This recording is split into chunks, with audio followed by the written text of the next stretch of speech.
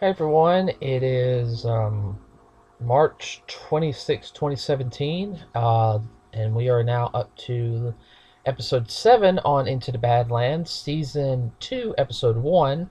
Alright, and this is the unofficial Talking Badlands show. If you guys don't know by now, I'm Gavin. That's my dad. We're going to talk a little bit about Into the Badlands first season. Uh, no, not first season, second season. Okay. Uh, yeah. First thing off with the second season, I'll go ahead and I'll sit there and say this is the first one that actually has had a title screen to it. I think it's called Tiger Moving Mountain is the name Yes, of it. chapter 7. Chapter 7. So season 2, which is chapter 7. The first thing I will say about this season is the first episode was as much fighting as the beginning of season 1, but it was definitely more of a setup point. I feel like the first half of this season is definitely just going to be setting everything up, and there's going to be more battles as going on. So you've got a couple different stories going on. You've got uh, Sonny, the regent who got captured. You got MK. You've got the Baroness, and then you've got Quinn's son, the Baron. So you have basically four major stories going on right now that all intertwine together. Now, first things first, we're going to start off with Sonny, since he is the main character. He's in a section called the Outlands. So the Outlands is pretty much the desolate area outside the Badlands. With Badlands, it's more sophisticated and has greenery. The Outlands is pretty much a desert. So this really gives us a little more insight on what happened to the world. We do see a little structure of the basis of what should be bridges, as well as you see people with a couple minor industrial pieces of equipment, but nothing really to say technology like most people would know now today, like an iPad or an iPhone, stuff like that. Very much 19th 20th century. Be basically third world, very little electronics. All right. They Now, have lights, but that's about it. yeah, lights is about the only thing they have. And it we don't know much about these people in the Outlands, is besides the fact is where they were sent to is pretty much a camp where you wake up, you work, you die eventually. So it's a slave camp in purest natural sense. Um, so basically, Sonny, at the beginning, he stops somebody from being killed because the guy's coughing up blood now because they call him defective. Now, this coughing up the blood, we don't know what happened to him. This is probably due to the fact that he was an older man, probably about 40, late 40s, early 50s. Probably had a bleeding ulcer, so when it probably ruptured, he coughed up some blood. And they're he's too much of he ain't going to do any work, so they're just going to kill him off. Sonny starts fighting them, which I'll have to say, on the fight choreography on that scene, it's a lot harder than what most people think because he had one of the old locks like this where you can't, you're kind of like this walking around. I don't know what you call those. Call it a stock. The fight scenes, for those to make them look good, is really, really hard to do, especially in an enclosed area. It was very, very well done choreography. Even the guy A who, lot of practice. oh A lot yes, of practice. but unfortunately, as we know, Sonny doesn't escape. All right. Anything you want to add on that? What happened to Sonny? Yeah. No, Sonny being his typical self, he's a little hard for him to adapt. He's too much wanting to do things his way, and it's going to take him a little while if he'll. I think he'll eventually figure out if he kind of goes along with some of this, he'll be able to get a lot more in the long run. Sure, you're not getting him confused with MK. I'm not trying to be mean on that one. Hmm? You just described MK, not Sonny. That's my opinion. Okay. All right. All right. We're going to continue on with Sonny first. Then we're going to go to the Baroness, and then Quinn's son, who's now the Baron, and then we'll go to MK, and that'll be it. We're going to keep these videos around 20 minutes, everybody. Okay, so moving on with the next part of Sonny, he meets a overweight fat guy, and he literally is, he's an overweight fat guy.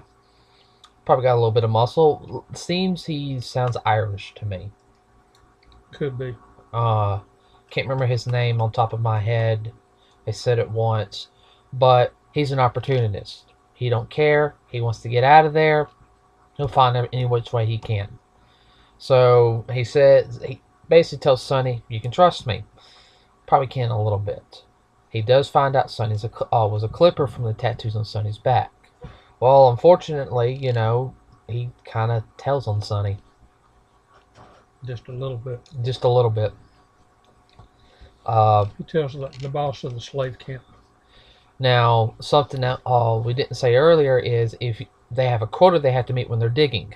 If they don't meet the quota, well, basically they have to go into the fight pit. Well, the guy in the fight pit, that scene, that little fight right there, was pretty much, it was a slaughterhouse.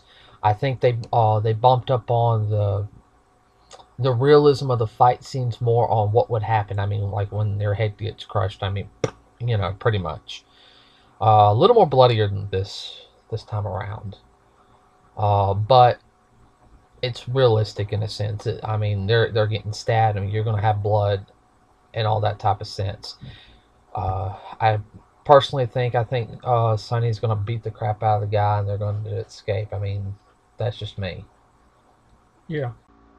I'll go along with that. Of course, Sonny is probably going to beat the crap out of his new friend because he'll probably escape and he'll probably guess what, I was going to help you, but I had to do this. You know, he's kind of got that. Well, there again, he's an opportunist. Right. Look out for number one. He got captured because he was selling opium. I mean, it wasn't opium, it was human feces. And he got sent to the slave camp. So with the slave camp, I will have to sit there and say it's interesting. It's a little hard for some people to watch because you do see kids in there at the same time. So it might be, you know, for some people who can't handle stuff like that, it might be a little hard for them. But keep in mind, everybody, it's a TV show. Alright. I will say that we're kind of getting to see the world outside of the Badlands, which I'm kind of liking because it's going to bring a different opportunity of how people are outside. Yeah, what's happened in the world since whatever happened, apocalyptic, whatever, we don't know what it was. Personally, I think Yellowstone blew up. Could be something along those lines, something natural. Don't think it was man-made. No, it definitely natural. Now, moving on to the Baroness, well, she's pretty much taken back all of her land she lost from Quinn. Now, you guys hear about the oil refinery. Well, she does take the oil refinery back from Quinn's son. And her people slaughter the crap out of Quinn's people. And she shows a little more psychotic because she smiles when she's doing it. I mean, she's really enjoying it. Killing people. So we're seeing a little darker side of her. Don't know if she regrets it or not because she seems more composed. To me, it's like her character is like she's composed so much that she didn't like doesn't like the fact that she was enjoying it. As to what I kind of get the feeling. Yeah, she got a split personality. Right. Of course, you know, her whole thing is, you want to come with me, that's fine. You want to leave, that's fine. She still has the same attitude, even to the enemy. But her daughter, in a sense, has, oh, well, you pretty much raped and beat these girls that they found, which they did. They rescued some girls, and they were used. They were dolls, or, you know, prostitutes. You know, they're just not going to say that word. And basically, Matilda, who is her regent, kills them all. So Matilda has very much, she has more of a dark side than her mother. Yeah, she's not psychotic. No, she's It cold. makes her more dangerous. She's cold and calculated. Very much. That's her big thing. I will sit there and say, so far, the fight scene that they had where the Baroness was taking over the refinery was very well done. You saw a little bit more wire work, some stuff that wasn't realistic. Saw some people not using their heads in layman's terms, because if they hit the chain where at one point where the Baroness was, she would have fell to her death. But they didn't do that. Now I know it's for the show. The one thing that I did notice is, which is my only minor complaint, everybody, is that now we understand the Baroness is not really going to get hurt. She's going to be a big badass. None of her girls got killed. Or Now, hurt. or hurt, which I'm sorry, that's not realistic in some sense, and that's that's so far my only complaint with the series so far, is that all the men die. None of the women die. Now I know they're trying to say they're more like the Amazonians and everything, but Well, they died and got hurt. they died and they got hurt. No one is super mega invincible, and that's my only small complaint. I like the realism. It's I know a lot of people, producers, don't want to see a woman get killed because it upsets everybody.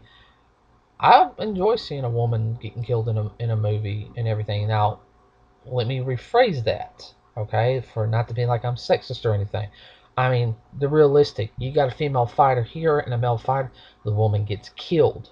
The man might be brutally injured. Then he dies by somebody else. Okay, that's realistic.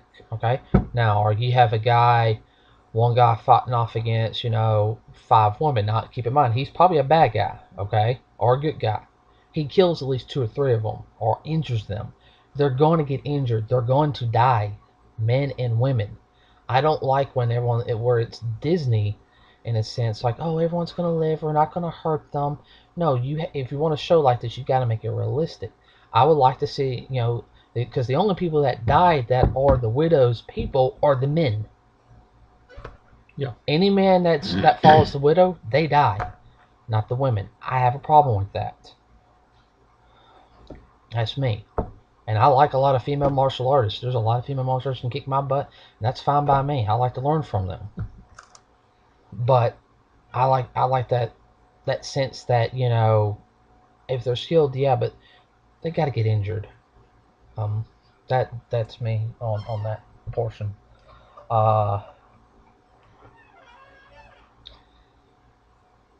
The Quinn's son is trying to get away from his past. That was the big thing for him. Of course, he loses the refinery. Not really much going on besides the fact with me for him is his.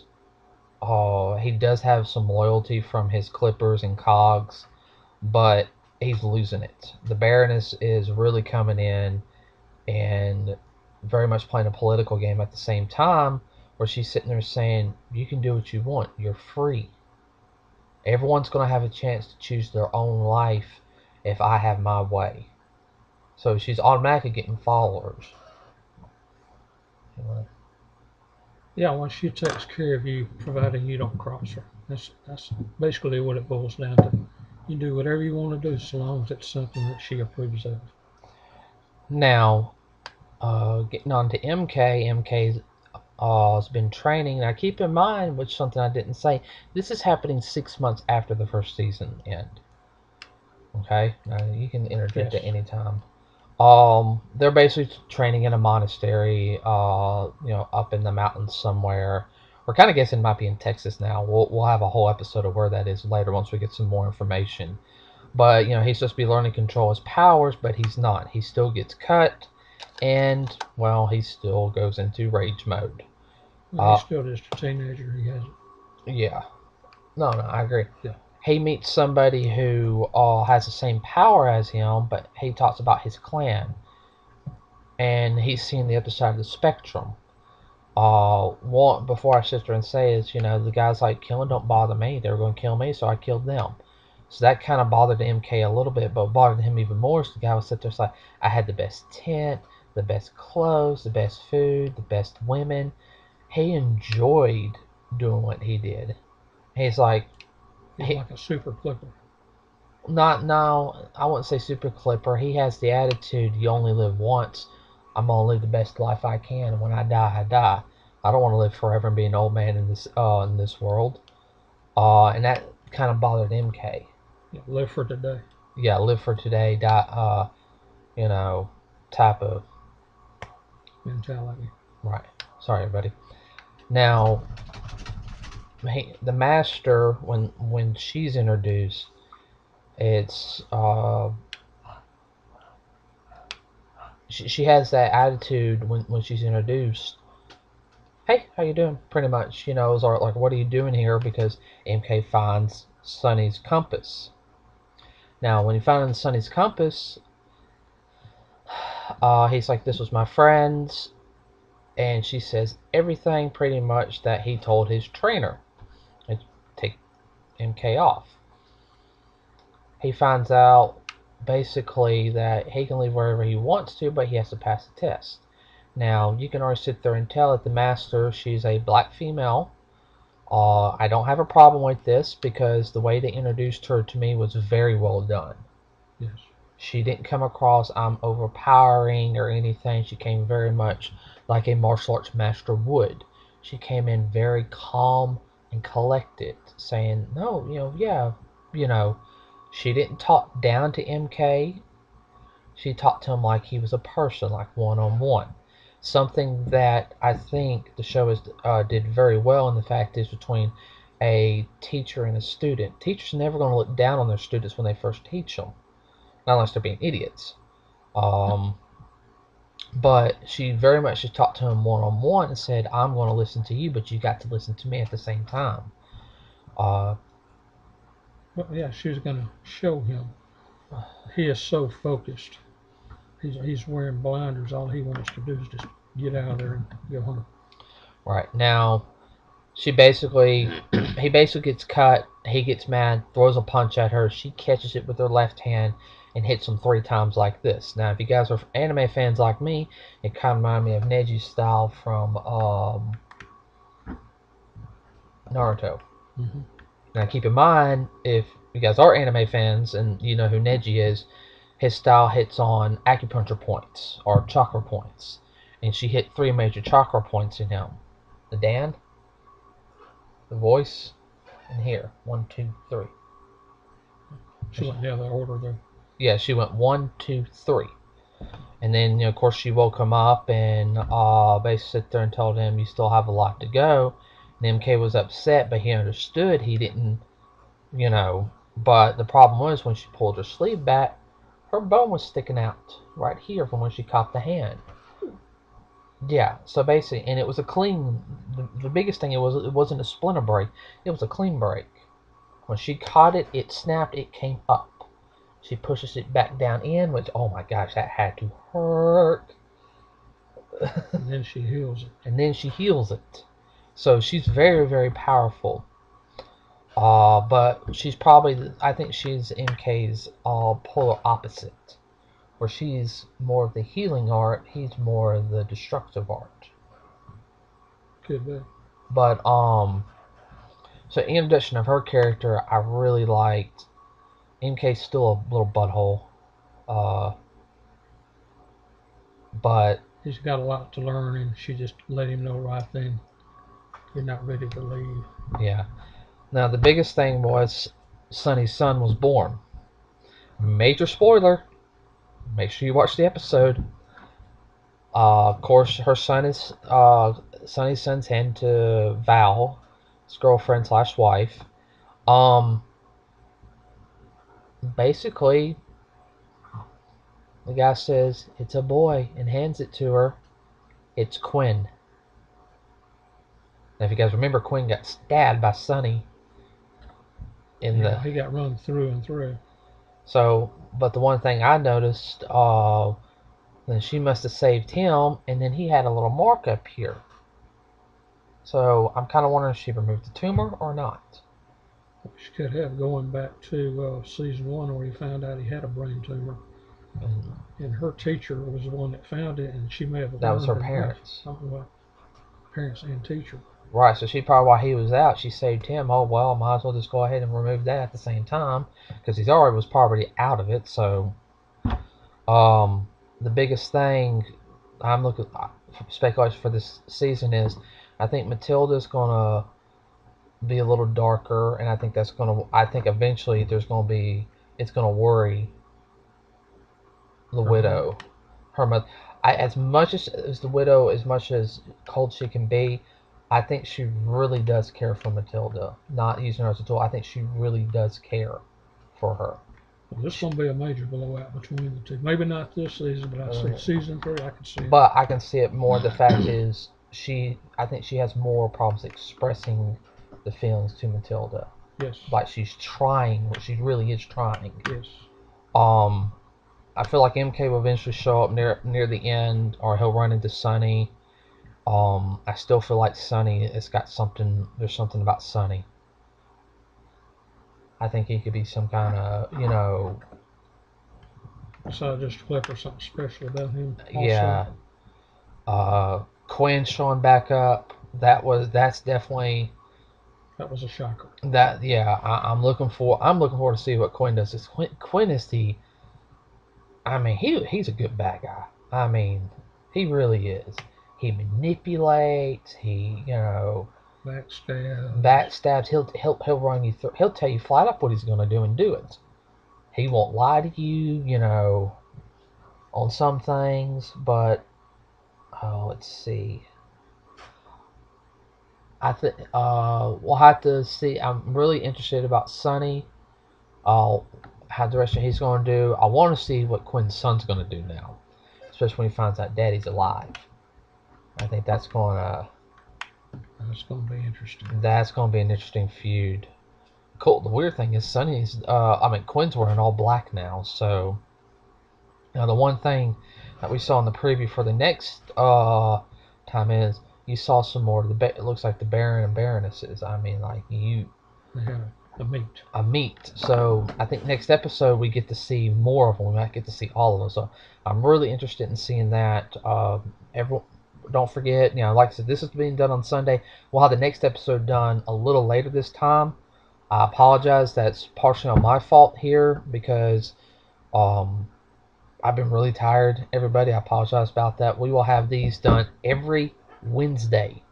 Okay, of the Badlands. Is that all right with you? That's fine. Unless something comes up, all right? So part of the reason why I was for that was I had to go to bed early because I was in a film production, an actual film production I got paid for. I had to drive all the way to Georgia for it, but it was a pilot episode for a TV show.